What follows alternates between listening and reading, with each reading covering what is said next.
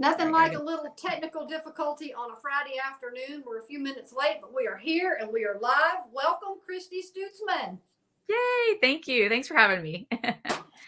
So glad to have you. We're gonna talk about a topic today that I rarely talk about, and that's part of what we're going to talk about. Is why I rarely talk about it. It's politics, and you have a great title of the book, the cost, the I got to say it right. The spiritual price of political silence. Guilty as charged. So I want to be told why this is not good for me, because I know that it's not. But so you've been involved in politics for, it looks like, 20 years. You know what's happening, what's really going on. So tell me why this is such an important topic for you. Well, I think we can all relate to the fact that I have a chapter in my book. It's called I Don't Do Politics. And I think we have all probably said that at one point or another, especially during campaign season, because it's just so ugly and can get nasty and not fun. And we don't like any of that. And so that's kind of been something that I've seen just for the last 20 years of people just really getting turned off, from all the ugliness. And having been involved and never planning to be really as involved as we got, I was able to go from fine arts teacher and composer and, musician to entering the world of politics and kind of being like this person who, loves history, loves America, very patriotic, but didn't like the ugliness and not the greatest debater, and being involved. And so I heard a lot from my friends and family and people that I would speak to about it. And they would say, it just looks so overwhelming. It looks scary. It looks ugly. I mean, where do I start? How do I get involved? And I learned that, we are so blessed here in this country because of the sacrifices that were made by others. And we have not just a legacy, but a birthright to be involved. And so what a great opportunity in this little window of time in the history, in the annals of history, that we actually have to be able to choose our leaders and make a difference. But it just has become so expensive. It's become divisive, and it really has been a climate of intimidating people of faith, especially from speaking out and being bold. And so I really wanted to give us tools to be able to use to combat that, and found many reasons as to why we should be involved. So you ran a campaign, you held an office. What would you say to people that think, man, I'd like to do that, but gosh, I don't have the money, I don't have the political clout, I don't have the stamina to put my family through that? You've done that. What would you say to people that have thought, man, I could really make a difference, but no thanks? Well, I'd say, first of all, pray long and hard about it. It's not an easy thing, and it sometimes can be stressful, and so you have to make sure that everybody, Sometimes. Yeah, it depends on, the race, but even now down to school board and county council, I mean, those can get divisive too. So, you're talking about dealing with your neighbors, your local community people. And so it can get pretty personal too. So you really need to pray about it and make sure that everybody in your family is on board, that they all have a piece about it, that you should at least try.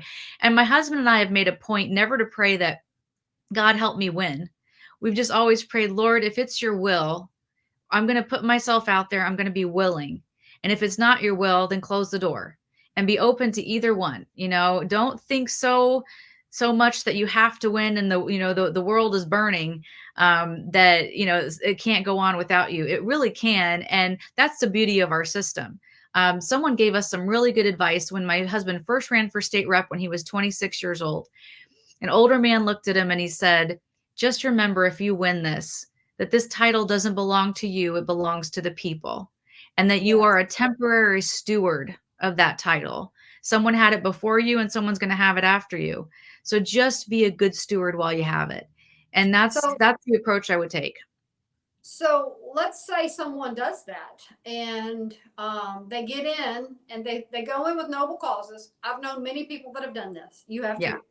They go in with noble causes. They're going to stay true to their faith. They're going to stay true to their family.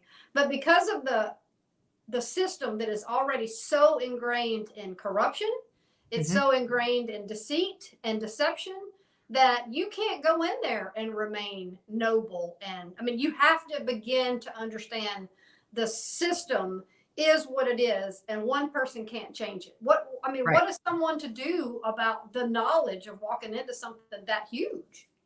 Yeah, it is huge, especially when you get on the state level and then the federal level. It gets really big. Now, commissioners, in Indiana, we have 3 commissioners per county, so that's usually a pretty easy, collaboration with your fellow. But when you're talking like 435 members of Congress, yeah, you're probably not going to arrive and, change the whole world immediately.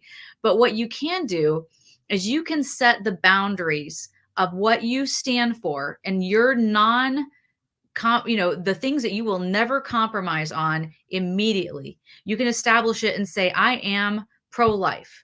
I am Right. free speech. I am a Christian.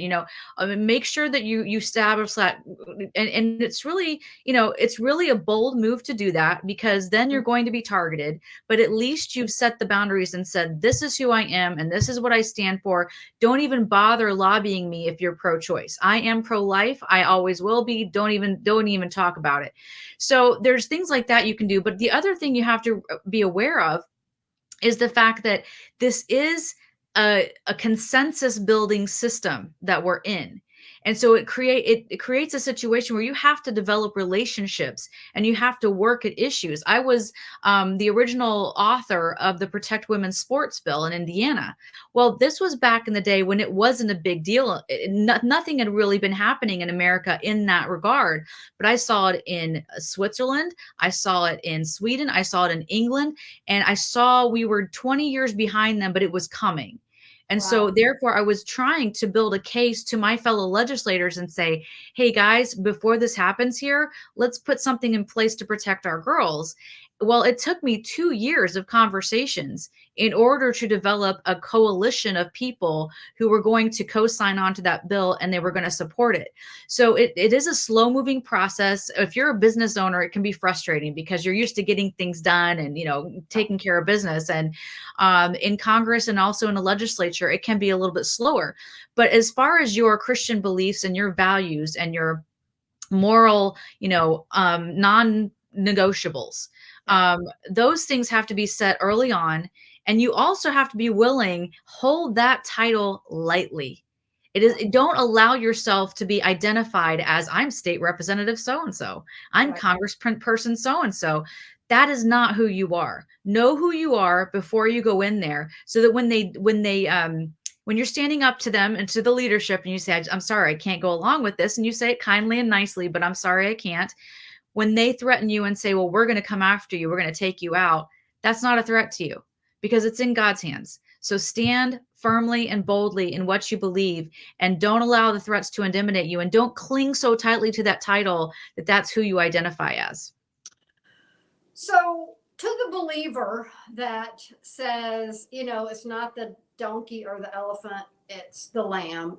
Yeah. I don't care. I've lost hope in the whole political system. There's a lot of people that are there. Yeah. Yep. Why is this still important for people like you or people like me? I'm in Louisiana, to get involved when, you feel like it's so broken, it's never going to be fixed. We're over as a country, Yeah. what do you say to people that think, okay, I'm just going to put my hope in the Lord and put my faith in Him? Well, Right. where is that short sighted into thinking? Well, I think what was encouraging to me as I did the research for this book was that our founding fathers put a government in place and tools in place with a lot of wisdom to allow people of moral conviction, and I call them people of faith across this country, to be involved and have a seat at the table and have a say in the guidance and the moral compass of our country.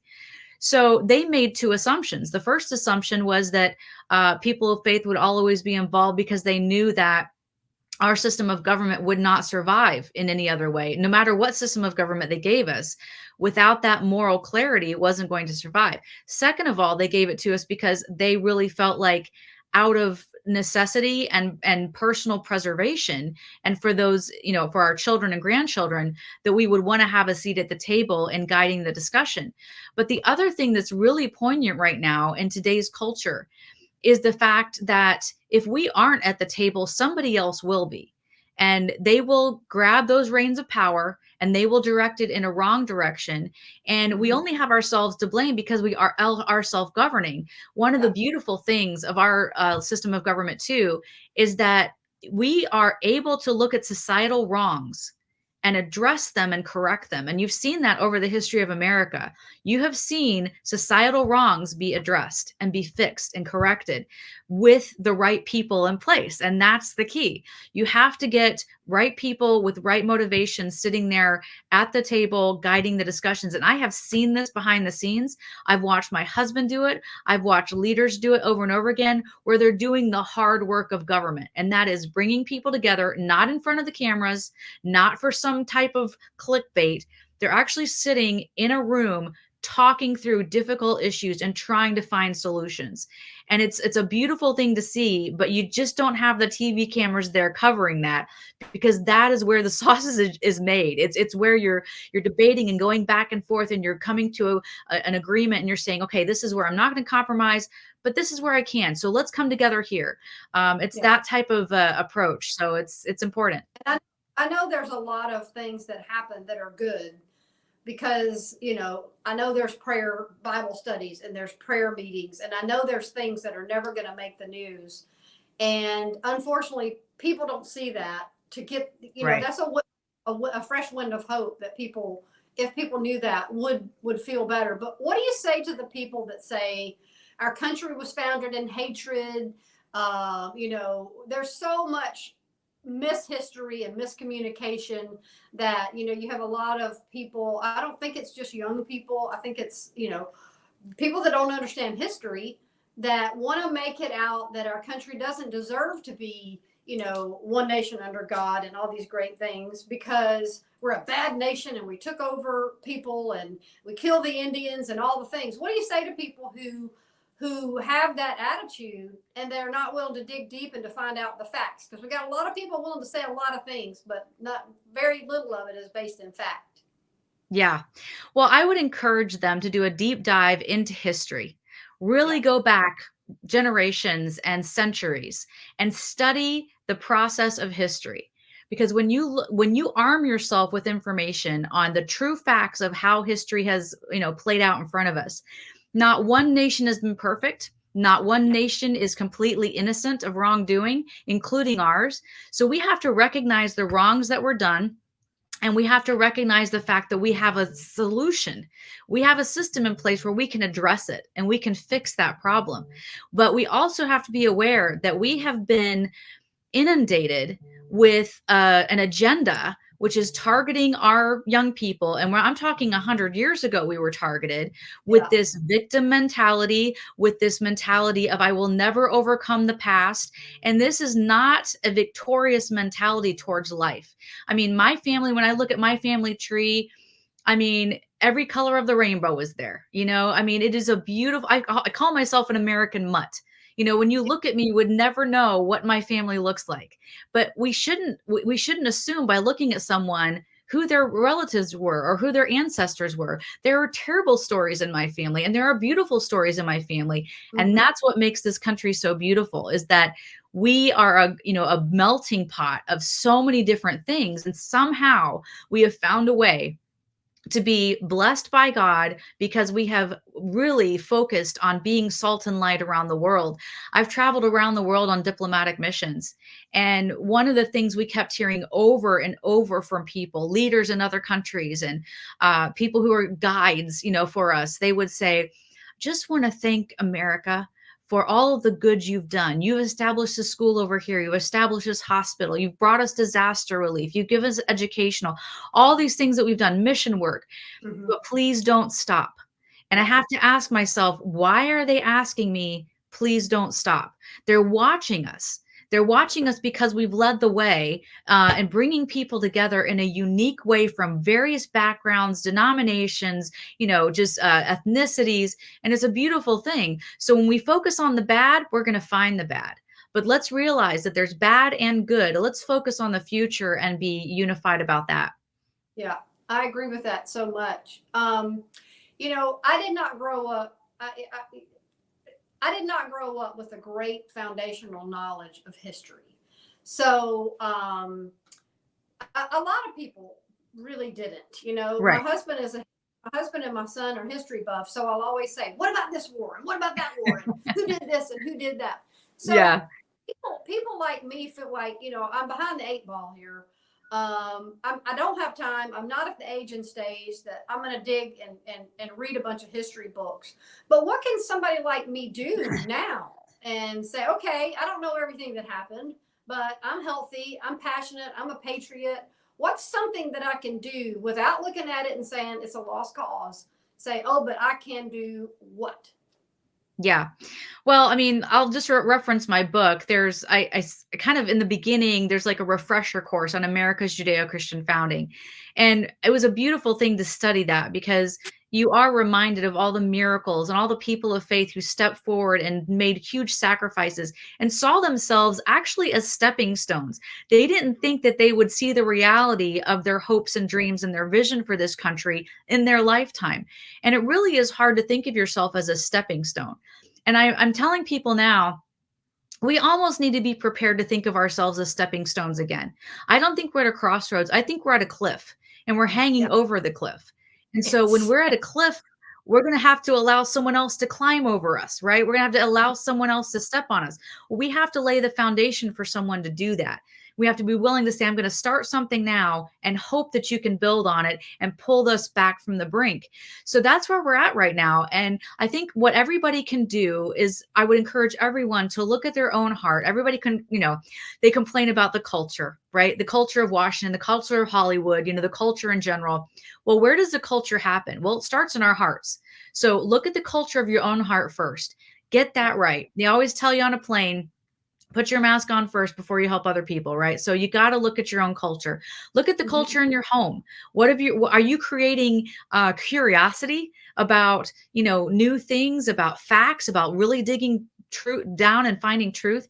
What type of culture are you creating? And then also in your community, in your local school, in your church, in your business, what is the culture you're creating? Are you creating an open dialogue or a very limited dialogue? So make sure that you're open to hearing all, things, but also arm yourself with information to be able to share what you believe and why you believe it. So that's where we start. But we also start by looking at our hands and going, okay, what tools do I have in my hand to make a difference? I know a lady she does a great job of entertaining. She has entertained eventual Congress people, in her home when they were running for state rep. How did she do that? She did a beautiful spread of desserts and she had coffees and she had finger foods and she invited her neighbors and she said, come on in, let's hear this guy speak when he's running for county council. And as you do that, you're going to create a rapport and a relationship with people who, as they move up the political ladder, they will know who you are. And when you call them on their cell phone, which you'll probably have after that, they'll know who you are and you'll be speaking for thousands of people as you share a concern. Yeah. I like to say you got to do the work to get the work done. And so, you've got cancel culture and you've got, people being silenced. So many people are scared to say, I'm for this candidate or that candidate because they're going to potentially get shut down. So what do you say to that part of it? Because it's really real. It is very real. Yeah. And it's been going on for several decades in our country, this intimidation. Yeah. They're just getting bolder about it. And I think it's becoming in vogue, to try to cancel someone. And I think we're seeing the repercussions of that. Even in Hollywood, we have some writers, producers, big names, who are pushing back against this agenda. And so it is definitely something that we need to be aware of. But I say, somebody asked me the other day, what would you say to the church if you could put it on a billboard? And my answer was, arise, O church of God, and put your armor on. It was meant to be worn and used. And we need to know where to find that armor of God, and we need to be able to put it on, and we need to be bold for what we believe in. And I think, sometimes we're not as bold as we should be because we're not sure about what we believe and why we believe it. So we have to arm ourselves with truth. I was reading a story about my 7 times great grandmother. She was an old Quaker lady, and she was just always ministering to the sick and the needy and the poor. And during the winter of Valley Forge, her first cousin, Anthony Wayne, General Anthony Wayne, encamped on her farm near Valley Forge.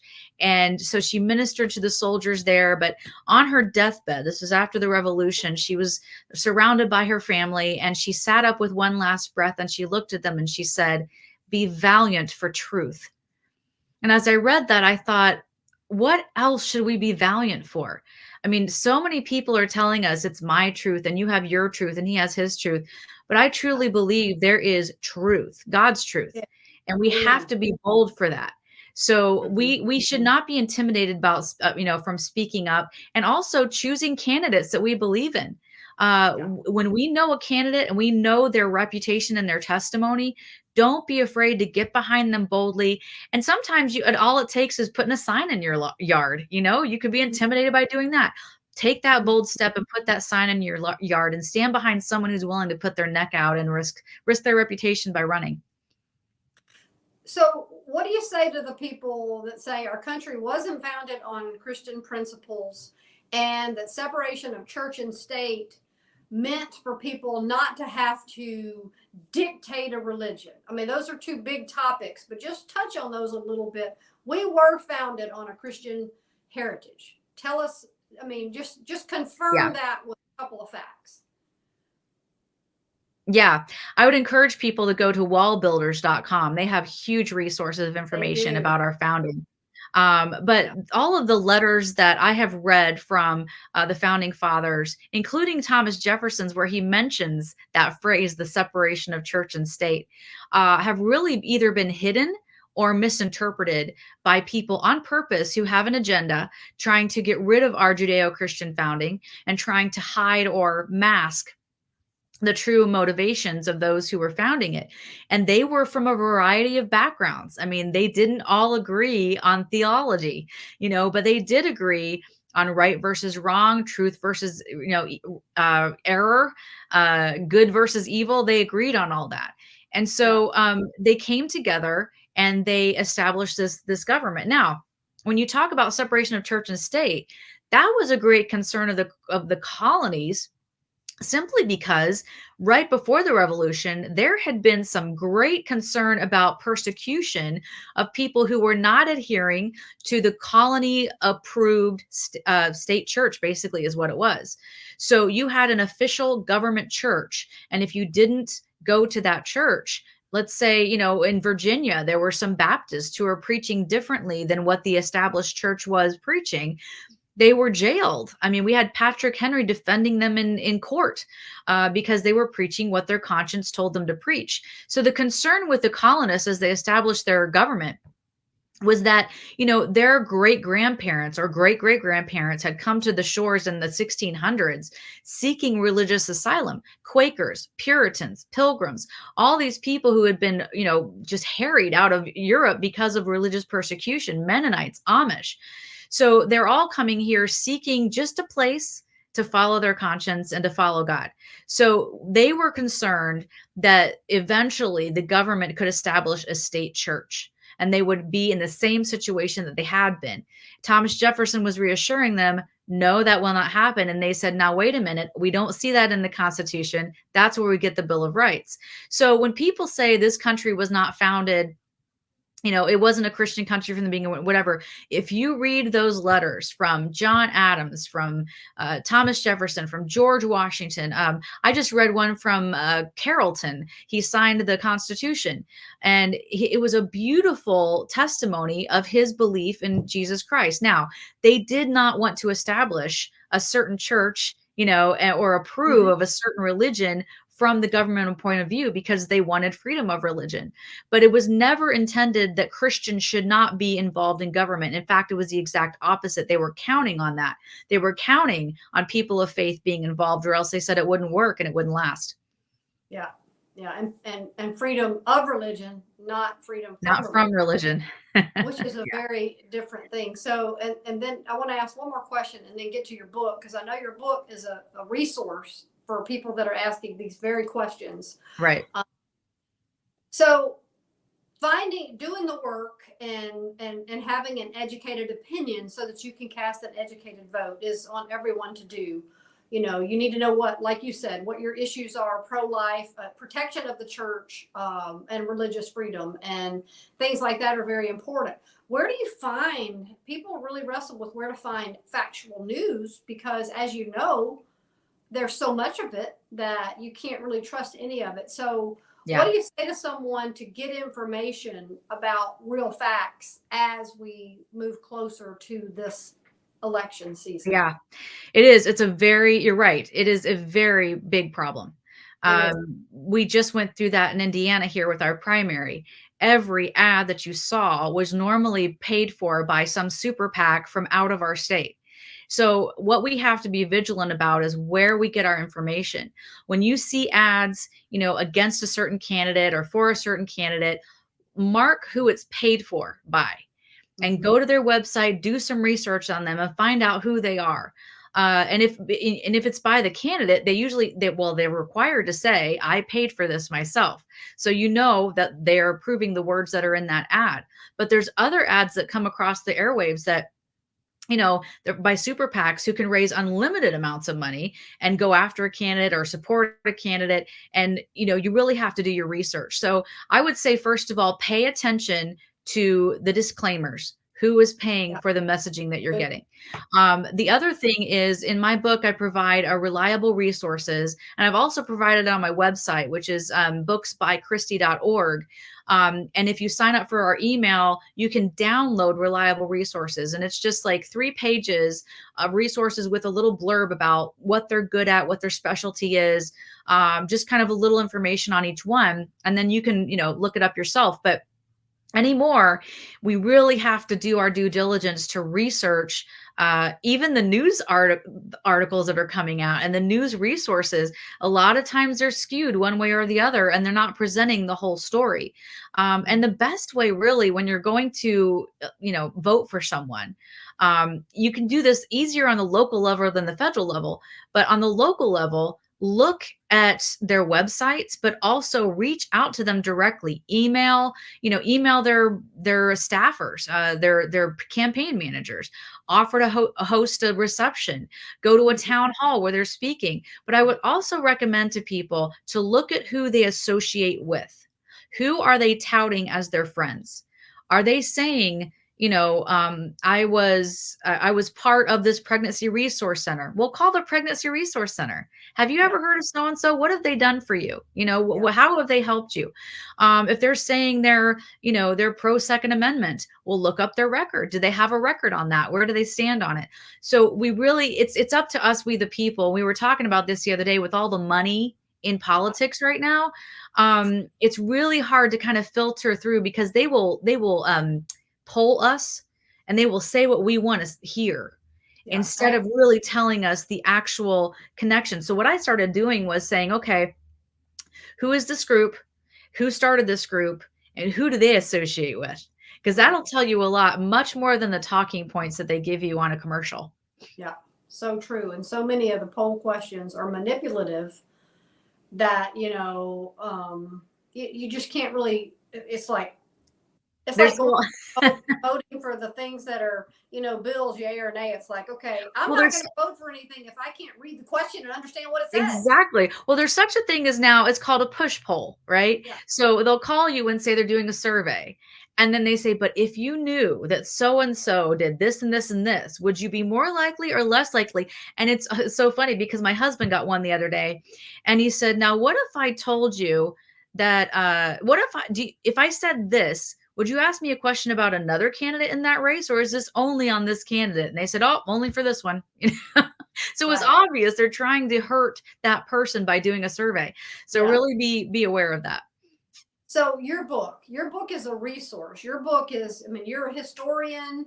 You've held an office. Your husband has an office now. What is your husband now? I know is he still a state rep? No, he's actually the primary. He just won the primary, and he is the Republican nominee for Congress for our district.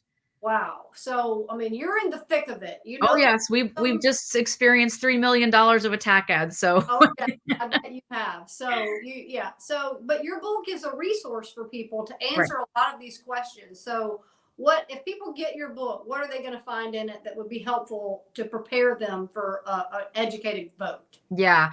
Well, I mean, like, I am not like I love books, but I'm not like a bookworm per se. And I think a lot of people are that way as well. Yep. So I tried to make the chapter short because when I read a chapter, I feel accomplished, right? So I made the Yep. chapters pretty short. Yeah. And then broke it up into sections, with titles, so you know what that section's about. But the first third of it is really just kind of a refresher course, on America's history, on the facts, and hopefully with the quotes and the stories that I give in there, it whets your appetite to study more. And that's where I would encourage everybody to go to Wall Builders and other really good resources for American history. But then the second part of the book talks about kind of the craziness that we have in our world right now. I mean, we have so much insanity happening where the world just seems like it's lost its mind over certain just common sense things. So you start wondering, well, where did this come from?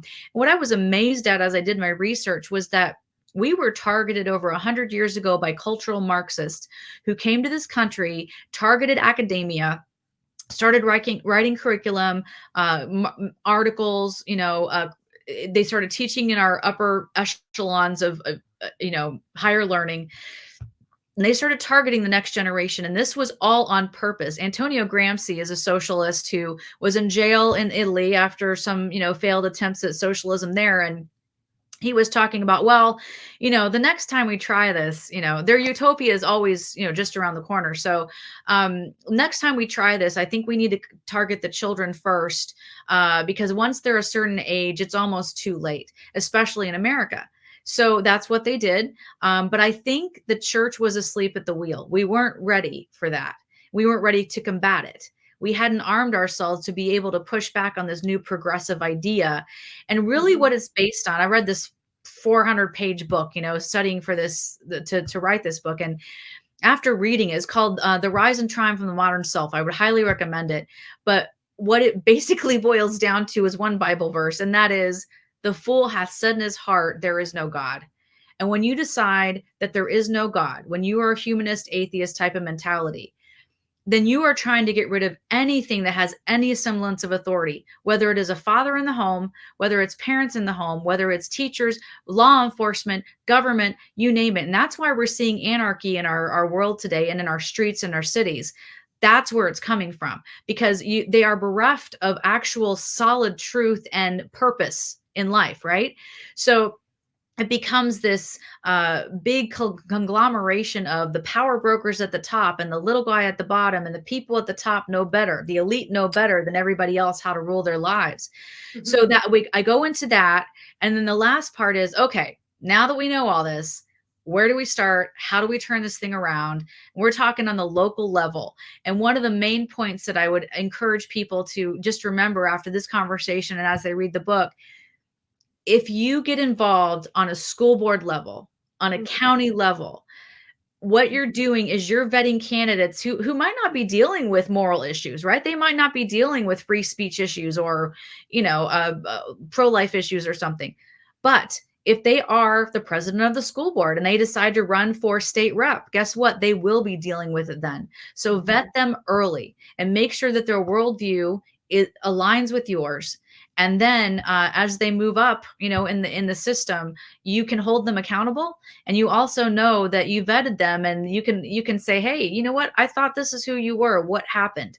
I can't support you anymore if you're not going to stand for this. You have an in with them because you were there from the beginning. And then I also provide at the end excerpts from the different platforms, Republican platform, Democrat platform, links to the other platforms, because I feel like it's only fair that we all decide where we come down, ourselves. I'm not promoting one party over the other. All the parties have problems. So we really need to figure out for ourselves and our own conscience where we come down on the issues. So you said something that 100 years ago, when this Marxism began to creep in, the churches were asleep at the wheel. Yeah. Are they still asleep at the wheel? I see pockets of the church and people of faith starting to wake up. And one of the catalysts to that, I believe, was COVID. So as we were shut, our churches were shut down, our schools were shut down. We started seeing the curriculums that were taught to our children, when they were online, studying. But I think it was a wake up call. It's Yeah. just kind of like that proverbial frog in the boiling water. When you all of a sudden turn the heat up real hot, the frog realizes, oh, this is hot, and wants to jump out. And I think that's we're seeing like pockets of spiritual renewal happening, whether it's in the University of Alabama, Georgia, out west, in the Midwest. We're seeing college campuses, some revivals on college campuses. We're seeing prayer groups popping up. We're seeing moms and dads showing up at state houses and having prayer rallies. I think this is all a result of the fear that we have in our hearts, seeing how quickly our freedoms can be taken from us under the guise of, a healthcare scare.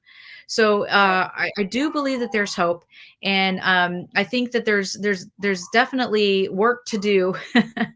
But I think people are starting to wake up. And when I talk about the turn of the century, where the church was asleep at the wheel, I really feel like we were kind of lulled into this security, especially after World War II.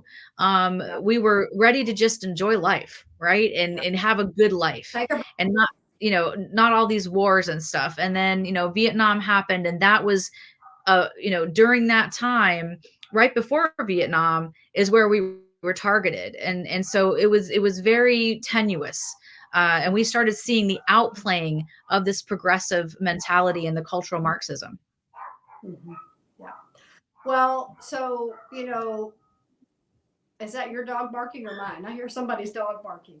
Yes, it's mine. Sorry. Okay, I have dogs too. So here's what I would say to people: don't give up. Don't disengage, Right. and don't give up on our system, because our system is a good system. Thank God our founding fathers saw this coming and knew how Yes. to put political protections in place, and thank God they did. Right. And your book is a great resource for anyone that feels like they need a crash course and, oh my gosh, what do I do? How do I get Yeah. involved? It's a really good, you've got resources in there for people, but we can't give up now. We can't give in now. We can't put our head in the sand and say, okay, I give up. I don't want, I just trust God. Okay, good. Trust God. But in the meantime, he put you here on this earth right now for a time such as this, however you want to put it, to do Yes. good works. And what is the good works? We have to save our country. We can't sit around and complain about it. We got to get involved. And I'm speaking to myself here. I'm gonna read your book, get involved, and do something with my energy and my faith and my vitality. Because I can go to church on Sunday, but I can't sit around and say, "Oh my gosh, the country's going to hell in a handbasket," without me doing something to stop it. So Yes. that's all for And all. yeah, and even if it means just sending a postcard with a prayer on it to one of your elected officials on a regular basis, that is making a difference. We It is. had a lady do that for us for several years when my husband was in elected office, and I look forward to those postcards. I didn't know when they were coming, but when they came, I put it on my nightstand and I read it over and over and over again. That is having an influence on someone. It's a reminder to someone who is in the arena that they're not alone, and that people are praying for them, even if it means sending an email or signing a petition, or walking in a parade with the person that I know people that were walking for our local commissioner in a parade. Why? Because they knew him, and they believed in him, and that was their part. Everyone can have a part, even if it's showing up to just your school board meetings and just watching it happen. I think it will take the intimidation factor out if you go and you just watch and you observe it. Because if you run a business meeting, if you run your own business, it's not as intimidating when you go to some of these meetings and you see, oh, well, that wasn't that hard. I mean, goodness, I could do something like that. All of a sudden you start realizing that you have skills you didn't really know applied to a government situation. Yeah, and you're not quite empty nesting yet, but I am. I have grandkids. I could still be active in my grandkids' education. Yes. Yes. they're not where they can go to a private school. So, there's always a place I can get involved and go to a school board meeting.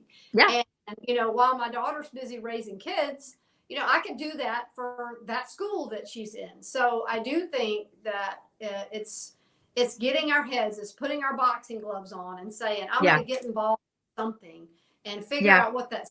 Pray about it, but don't just sit back and expect God to do all the work. When He's filled the earth with people, then He expects to do His work. So we got a role to play. That's right. Work till he comes, and do the best you Thank can to make a difference where you're planted. You start in your Judea and Samaria and then go out to the uttermost parts of the world. So start in your little corner and make sure that's in good hands. And I had someone ask me the other day, well, look at Governor DeSantis in Florida. He just passed this bill that all these public schools should have a chaplain. And now they have the Satanic Temple, wanting to have, a say in the chaplains. And they said, what do you do about that? I said, well, you have a leader who's trying to do something positive and something good. Then it's up to the community to make sure that their community and their school is in good hands as well. So you can't just leave it up to the governors. It's up to us, we the people, and it always has been. We the people, and we want to be seen as we the people, but we got to act like we the people. And so, I mean, we've got to rise up. I do think people are waking up. I do think people are getting mad. I do think people are seeing, what happens. It's unfair, but don't just sit home with that. Go out and do something with that. So yeah, we can talk all day, but your book, we're going to put that in the comments so that people can get that. That's a good way to start. You've got a lot of facts, you've got a lot of experience, and you understand the history of our country. And those are critical pieces of the puzzle to become an activist, even on a small scale. But I believe now is the time for us all to get involved. So thank you for your book. Thank you for what you're doing. Thank you for putting the research together to give an educated opinion, not opinion, an educated resource for people to be able to read and then do something with. So thank you for doing that. Well, thanks for having me. I really appreciate it. Thanks for what you're doing. Yeah, well, thank you. And we'll keep our eyes open and our ears open and put our boxing gloves on and get out in the ring and make the world a better place. Let's do it. Right. Well, you have a great weekend. Thank you so much for what you're doing, and Godspeed to you and your husband and all y'all are doing, and happy graduation coming up. Thank you. Have a great one. Thank you. Bye-bye. Thank Appreciate you it. for watching, everybody.